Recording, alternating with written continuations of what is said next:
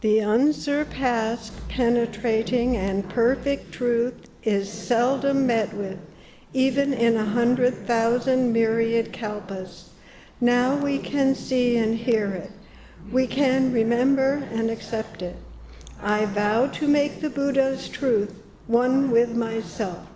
Homage to the Buddha, homage to the Dharma, homage to the Sangha.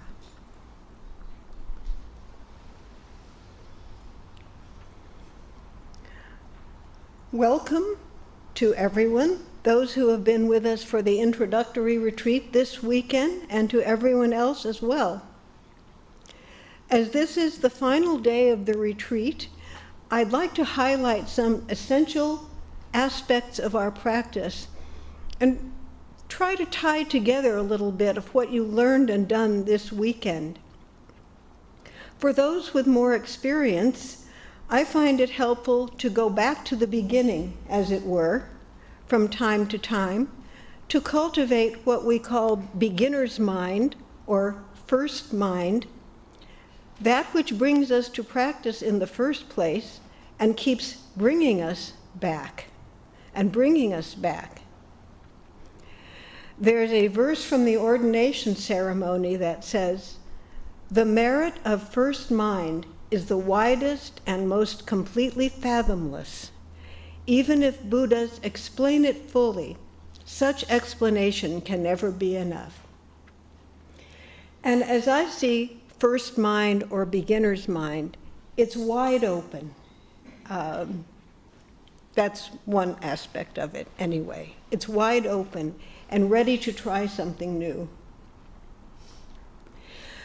We follow in the footsteps of Shakyamuni Buddha, the honored one of the Shakya clan. He was born as Prince Siddhartha Gautama and spent his early life in a magnificent palace surrounded by lush gardens and filled with the finest of everything the world could offer. He was well educated, as well as proficient in athletics and military skills. And he was the heir to his father's throne. He was married to a beautiful wife who had given birth to a fine son.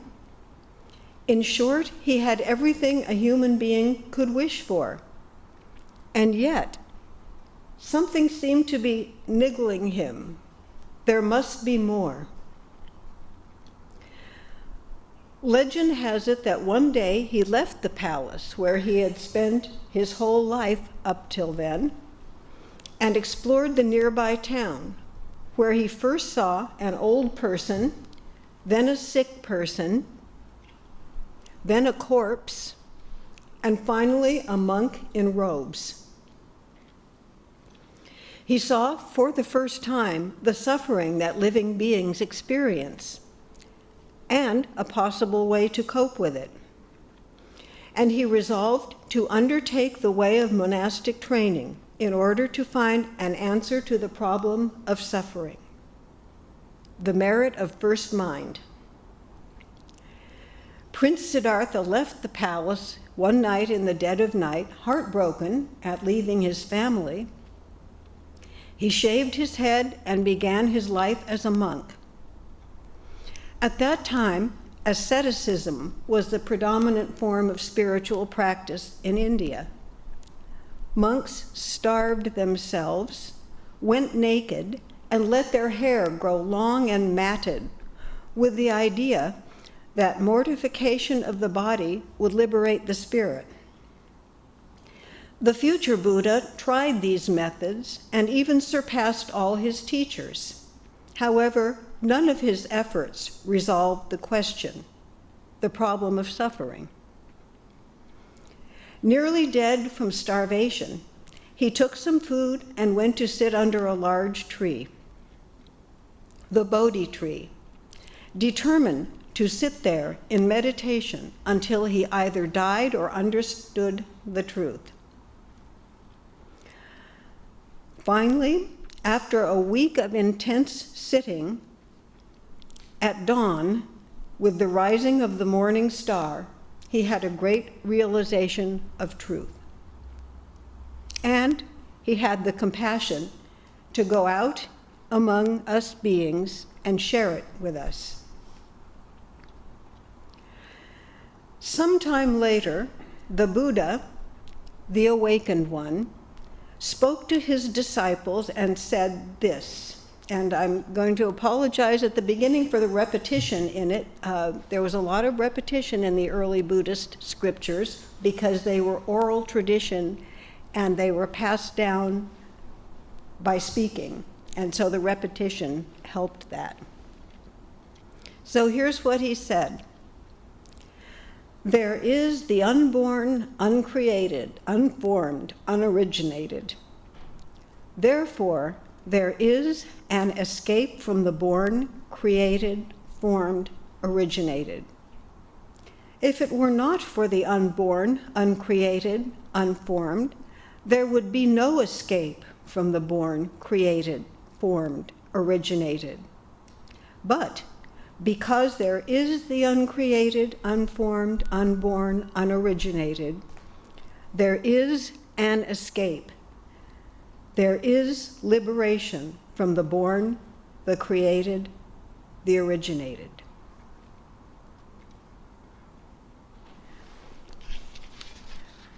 It's our clinging to things, ideas, and people, the born, the formed, the originated, that gives rise to our suffering. What is born must die. What is created must fall apart. Letting go of our clinging and turning towards that which is greater than ourselves and our attachments is how we find liberation from that suffering. The regular practice of meditation shows us how to let go of everything. This is the heart of our practice. We're here to find and share the unborn, uncreated, undying. We come to practice, like Shakyamuni Buddha did, with beginner's mind, wishing to find the causes of suffering and the way to the cessation of suffering. Because the unborn, uncreated, unformed exists, there is an escape from the born, formed, originated. Those of us fortunate enough to find ourselves in favorable circumstances may not believe that we really suffer. But we can think of suffering not only as the extreme distress we sometimes see on the nightly news, but as the dissatisfaction, the chronic dissatisfaction that shadows everyone's daily lives. When the computer won't function as it should, when the cat throws up in the middle of the night, when someone cuts us off in traffic, standing in line at the supermarket, or anywhere. Now consider what brought you here this weekend. One of our late elders described the movement towards spiritual training as push and pull. Something moves us. The push of suffering shoves us into doing something we might never have considered otherwise. Spending the weekend sitting looking at a wall and cleaning up the kitchen when we could have been skiing or swimming or boating, right? Or a glimpse of what the Buddha described, the unborn, uncreated. A glimpse of that draws us towards practice, or a little of both. In my case, I'd had a periodic interest in meditation since my late teens, for no reason I can put my finger on. But there it was.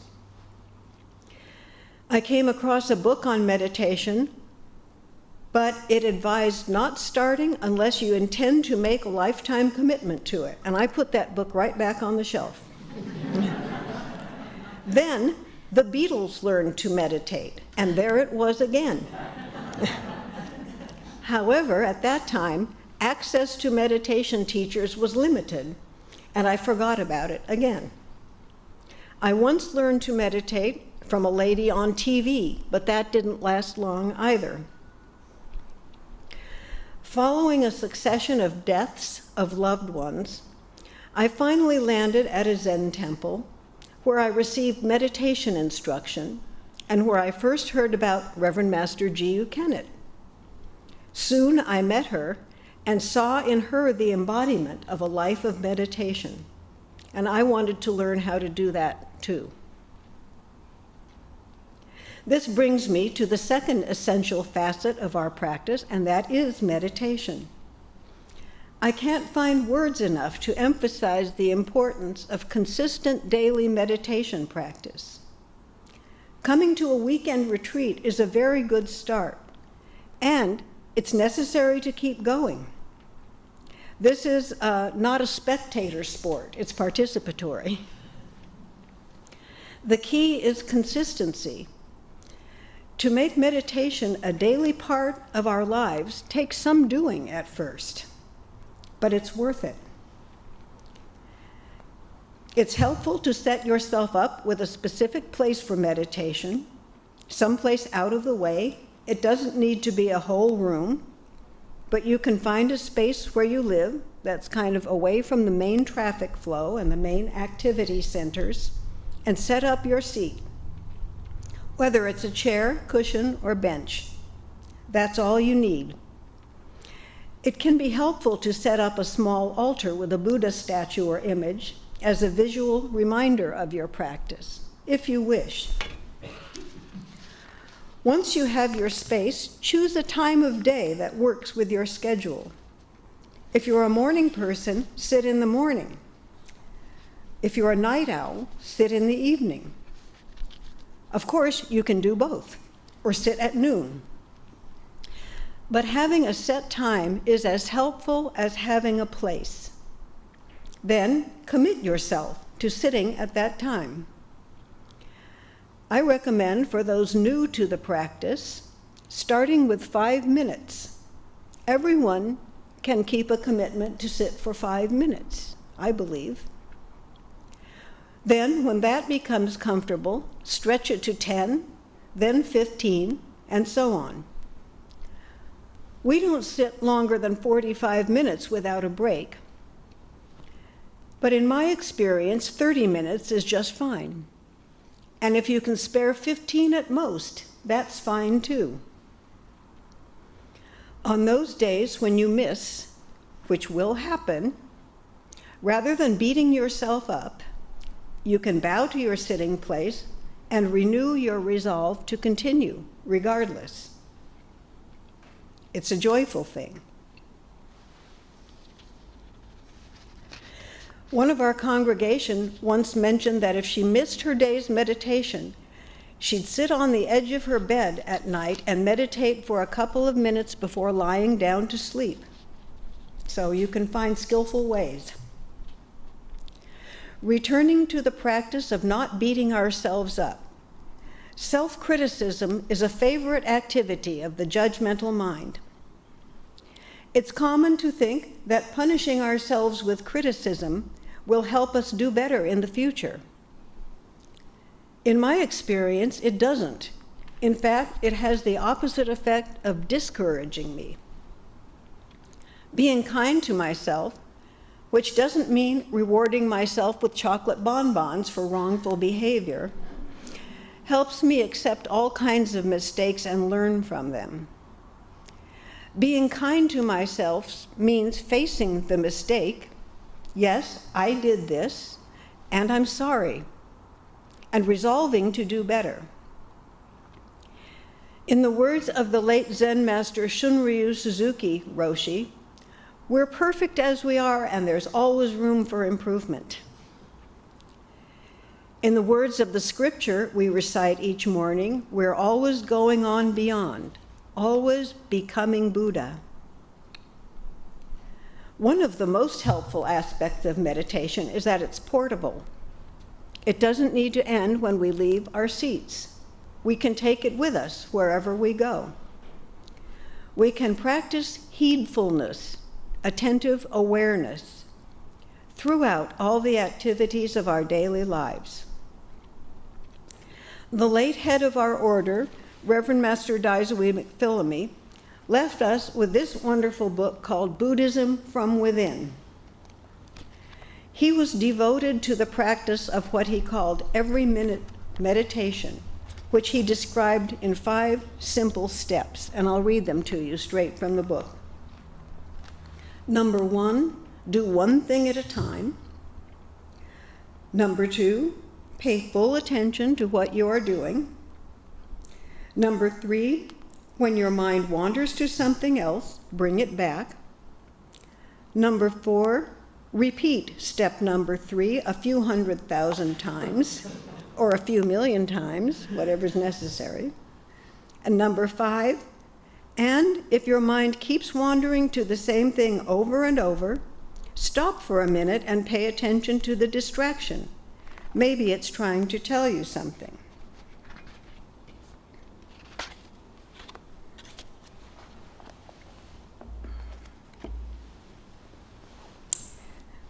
So our morning service starts us off on our day as we focus on chanting scripture and making vows. Well, first we have our morning meditation, then we have our morning service, chanting scripture and making vows, and then we go on to begin the day's work.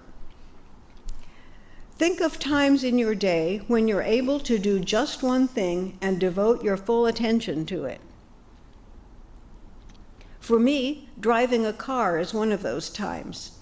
Perhaps the sense of possible danger sharpens my awareness. And think of what distracts you. We didn't have a TV at home until I was 5 or 6, but the radio would play all day. My mother was musical, and she enjoyed listening to the radio and singing along to the tunes.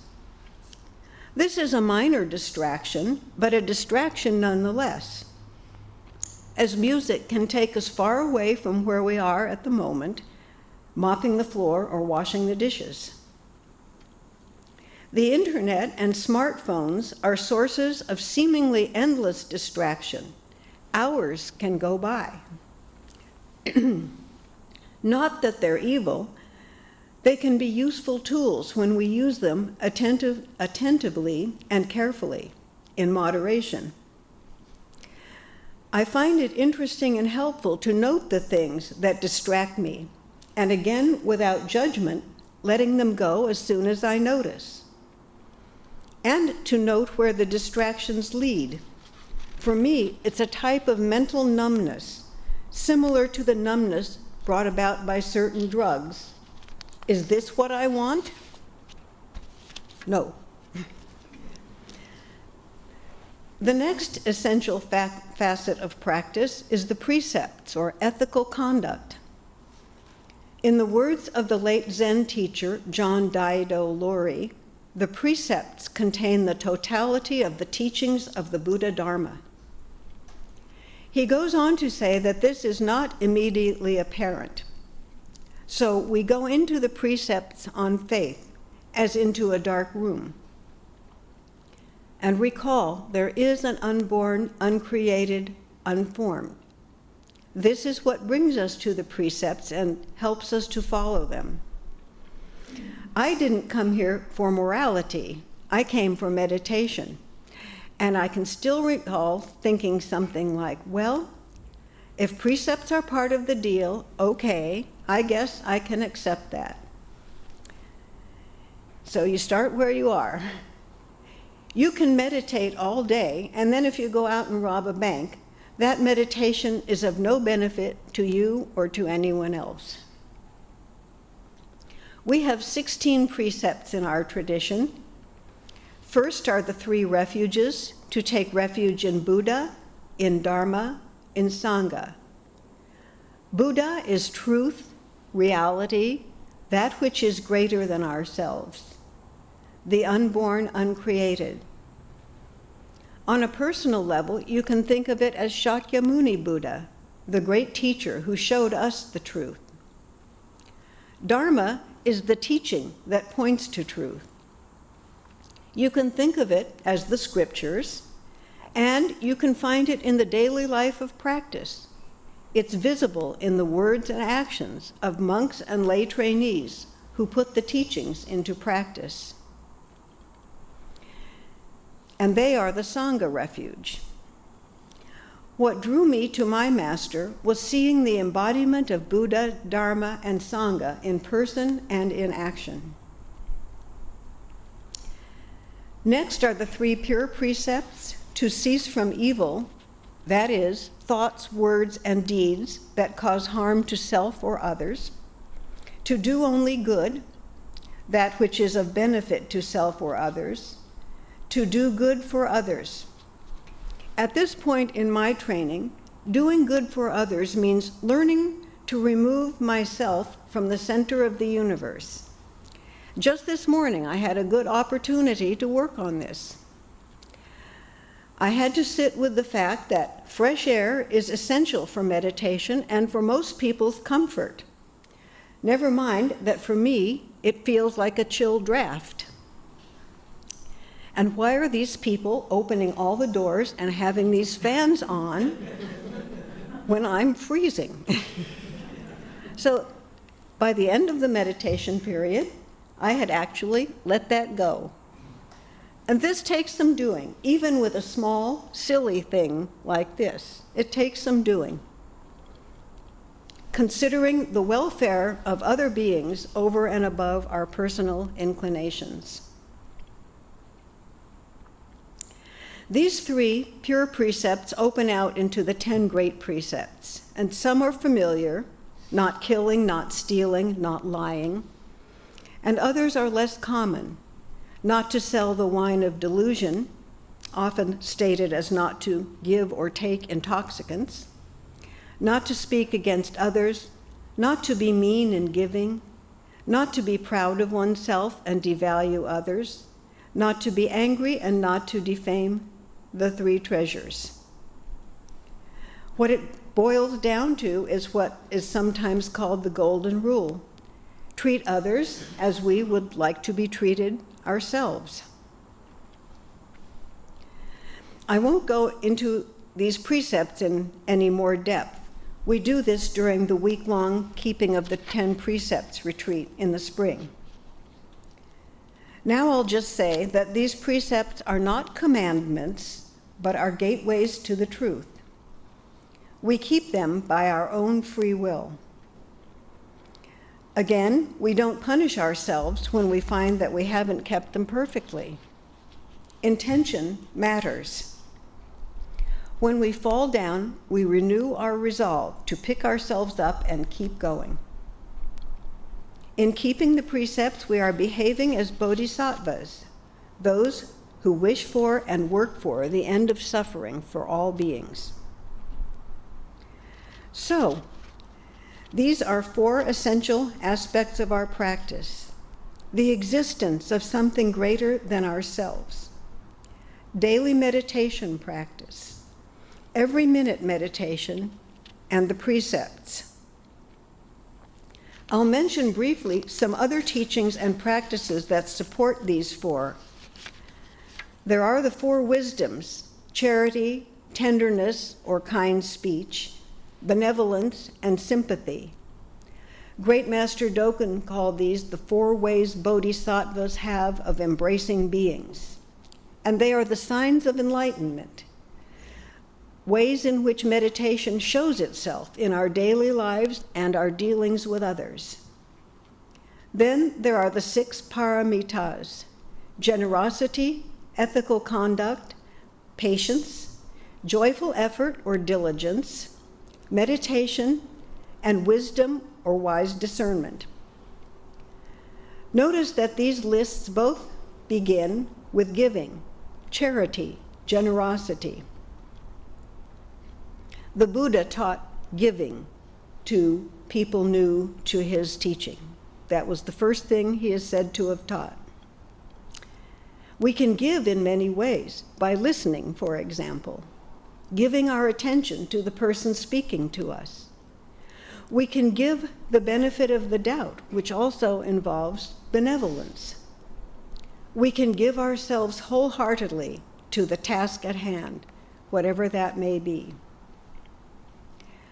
So that's our visit or revisit to the basic aspects of our practice. And I'll close as I began, with this quote from the ordination ceremony. "The merit of first mind is the widest and most completely fathomless. Even if Buddhas explain it fully, such explanation can never be enough." Thank you all for being here today.